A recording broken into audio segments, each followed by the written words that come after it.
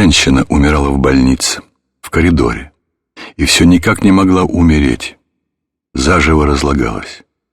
Родных не было, никого не было. Наконец ночью позвала одну няню, которую ее жалела, и велела слушать ее исповедь. Исповедь была страшная, за всю жизнь, а священника нельзя было позвать. Няня исповедь приняла и утром отнесла в церковь, а к вечеру женщина умерла. Когда я писал о Достоевском, я не заметил еще одного источника для Карамазовых. Это откровенные рассказы странника. Там рассказывается про одного князя, который ударил камердинера, и тот на следующий день умер. Затем, через 6 недель, он стал являться князю, а также и все другие обиженные им люди.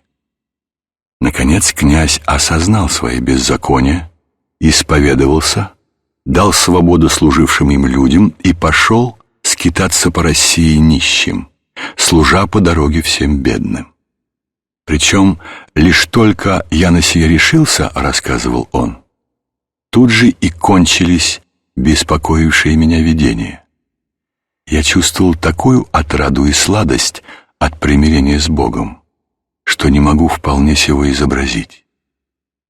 Вот здесь я опытно узнал, что значит рай, и каким образом разверзается Царствие Божие внутри сердец наших.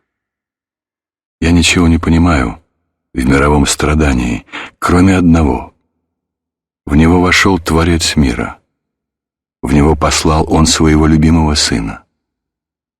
Христианство учит о страдающем Боге, страдающем не по вине, а по состраданию, по любви. А если так, то значит страдание не страшно, так как его не отделить от любви и не отделить от Бога. Страждет плотью Бог. Вот почему мы с дерзновением просим: страданий твоих общниками покажи.